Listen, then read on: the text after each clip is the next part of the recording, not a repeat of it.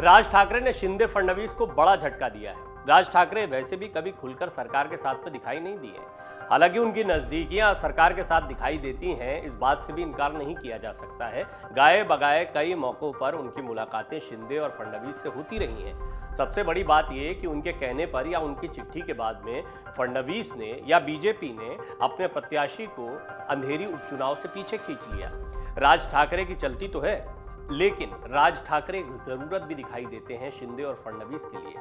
इस सरकार को चलाए रखने के लिए, ठाकरे परिवार का नाम साथ में रखने के लिए शिंदे को राज ठाकरे की बहुत ज्यादा जरूरत है। लेकिन राज ठाकरे अपनी अहमियत को जानते हैं और राज ठाकरे की सियासत करने का यही अंदाज रहा है कि वो बाहर बैठकर ही राजनीति करते हैं। यहाँ तक कि उन्होंने अपने कार्यकर्ताओं के बीच में भी इस बात को स्पष्ट तौर पर कह दिया कि आप चुनाव जीतेंगे तो मैं आपको कुर्सी पर बैठाऊंगा, मैं खुद नहीं बैठूंगा। यही तरीका था जिसके जरिए बाला साहब ठाकरे अपनी राजनीति किया करते थे।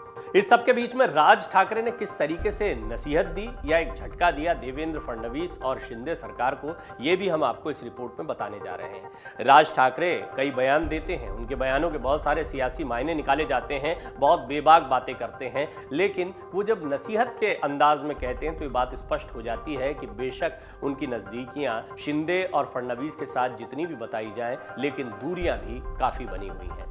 मुंबई के शिवाजी पार्क में राज ठाकरे पिछले 10 सालों से बड़ी धूमधाम से दिवाली मनाते आ रहे हैं। इस बार की बात अलग है। इस बार न सिर्फ राज ठाकरे शिवाजी पार्क के पास अपने नए घर शिव तीर्थ में दिवाली मना रहे हैं, 1 लाख लैंप सारा शिवाजी पार्क जगमगा रहा है, बल्कि इस बार राज ठाकरे के दीपोत्सव कार्यक्रम का उद्घाटन करने सीएम एकनाथ शिंदे और देवेंद्र फडणवीस मौजूद रहे। यहां आकर दीपोत्सव का उद्घाटन करने के बाद एकनाथ शिंदे ने वहां पर बड़ी तादाद में मौजूद लोगों से और मीडिया से संवाद साधा। सीएम शिंदे ने कहा कि वो कई सालों से राज ठाकरे के दीपोत्सव में शामिल होना चाहते थे, लेकिन आबो हवा में घुटन मौजूद थी, बंदिश थी। अब ताज़ी हवाएं आ रही हैं। यानी वो ये बता रहे थे कि उद्धव ठाकरे उन्हें राज ठाकरे के कार्यक्रमों में नहीं जाने देते थे। उन्होंने ये भी कहा कि त्योहार अब खुलकर मनाए जा सकते हैं। एक आम आदमी सीएम बना है, जनता के लिए दरवाजे अब हर वक्त खुले हैं। राज ठाकरे कभी भी अचानक जनता के मुद्दे लिए उनके पास पहुंच जाते हैं। इस कार्यक्रम से निकलकर देवेंद्र फडणवीस बीजेपी के दिवाली स्नेह मिलन के कार्यक्रम में पहुंचे। इस स्नेह मिलन में मुंबई के बीजेपी विधायकों के साथ मुंबई अध्यक्ष आशीष शेल्लार मौजूद थे। राज ठाकरे से मुलाकात के बाद जोश में फडणवीस ने कहा कि अगली दिवाली में महाराष्ट्र में सरकार कायम रहने के साथ साथ बीएमसी में भी अपनी सत्ता आएगी। उन्होंने बीजेपी पदाधिकारियों से कहा कि जनता का मन जीतें, मन जीतेंगे तो मन जीतना आसान होगा और मत जीतने पर चुनाव में जीत हासिल होगी।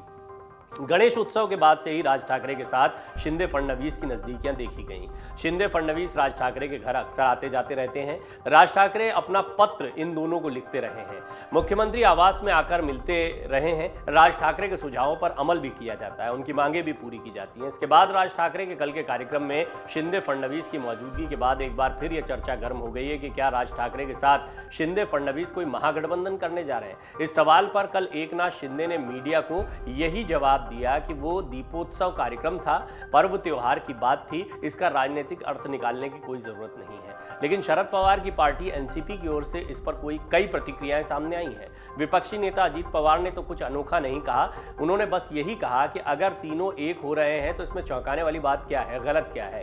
दिवाली में सब एक जगह आए, एक दूसरे को शुभकामनाएं दें। लेकिन एनसीपी के बाकी नेताओं की बात करें तो सूरज चव्हाण ने कहा कि ये लिव इन रिलेशनशिप आखिर कब तक चलेगा, अगर दिल मिले हैं तो शादी क्यों नहीं कर लेते हैं। एक और एनसीपी नेता जो पहले राज ठाकरे की एमएनएस में ही थी, रूपाली पाटिल ने कहा कि खुलकर मिल रहे हैं तो खुलकर गठबंधन की बातें क्यों नहीं बता रहे हैं, किनसे और क्यों छुपा रहे हैं। अगर राज ठाकरे के साथ कोई गठबंधन हुआ है तो सामने आकर बताएं, इधर उधर की बातें न बनाएं। शिवसेना उद्धव बाला साहब ठाकरे गुट से विधान परिषद में विपक्षी नेता अंबादास दानवे ने कहा कि उद्धव ठाकरे की ताकत के डर से राज और शिंदे फडणवीस साथ आ रहे हैं, लेकिन उन्हीं की पार्टी के चंद्रकांत खैरे कह रहे हैं कि उन तीनों के साथ आने से ठाकरे गुट को कोई फर्क नहीं पड़ता। पर सच्चाई ये है कि फर्क पड़ता है। राज ठाकरे के साथ खुलकर गठबंधन करने में फायदे और नुकसान दोनों हैं।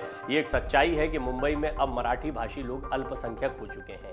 मुंबई में अब गुजराती, उत्तर भारतीय, मारवाड़ी, दक्षिण भारतीय मुस्लिमों की अच्छी खासी तादाद है। लेकिन चिंता मराठी वोटों के ध्रुवीकरण से है। अगर मराठी अस्मिता के नाम पर और सहानुभूति की वजह से मराठी भाषी लोग उद्धव के साथ खड़े हो गए तो बीजेपी शिंदे गुट के लिए मुश्किल मुश्किलें खड़ी हो जाएंगी। ऐसे में राज ठाकरे मराठी वोटर्स को बीजेपी शिंदे के साथ जोड़ने में कामयाब हो सकते हैं। ये सही है कि बीजेपी के मुंबई अध्यक्ष आशीष शेलार मराठा हैं, लेकिन मराठा और मराठी के लिए नेता की हैसियत उनकी नहीं है। उनकी छवि बीजेपी नेता के तौर पर ही है। मराठी नाम पर वोट राज ठाकरे ही जोड़ सकते हैं, पर नुकसान इससे कहीं ज्यादा है। राज ठाकरे का पर प्रांतीय विरोध उत्तर भारतीयों को बीजेपी से नाराज कर सकता है, ये बड़ी बात है। और राज ठाकरे ये भी जानते हैं कि एकनाथ शिंदे की तो मजबूरी है बीजेपी के साथ, लेकिन वो खुलकर यदि बीजेपी के साथ में आ गए तो इससे उनकी अपनी राजनीति पर गहरा असर पड़ेगा, लोगों के बीच में गलत मैसेज जाएगा। लिहाजा वो खुलकर साथ में नहीं आ रहे हैं और ये एक बड़ा झटका है राज ठाकरे की तरफ से शिंदे और फडणवीस के लिए। राज ठाकरे यूं तो बीजेपी और शिंदे गुट के साथ दिख रहे हैं, लेकिन वो झटका ऐसे दे सकते हैं कि बीएमसी चुनाव में यदि कोई समीकरण नहीं बनता है, जिसके उन्होंने संकेत दिए हैं कि वो सारी सीटों पर चुनाव लड़ेंगे, और ये बीजेपी के लिए और शिंदे गुट के लिए एक बहुत बड़ा झटका हो सकता है। वहीं शिंदे गुट में जिस तरह की नाराजगी देखने को मिल रही है, वो भी साफ संकेत कर रही है कि कहीं ना कहीं राज ठाकरे कोशिश कर रहे हैं कि शिंदे गुट की तरफ जो लोग गए हैं या जो वोटर्स जा रहे हैं, उनका रुझान महाराष्ट्र नवनिर्माण सेना की तरफ हो, न कि शिंदे गुट की तरफ। अब सभी जानते हैं कि शिवसेना दो फाड़ हो चुकी है, दो हिस्सों में बढ़ चुकी है। ऐसे में दूसरा हिस्सा यदि नाराज होता है तो दोबारा उद्धव के पास जाने के बजाय उनके पास एक बहुत बड़ा ऑप्शन राज ठाकरे के तौर पर दिखाई पड़ता है। तो बेशक ये नजदीकियां हैं, लेकिन इन नजदीकियों में गहरी राजनीति भी छुपी हुई है और राज ठाकरे किसी भी वक्त बड़ा झटका दे सकते हैं।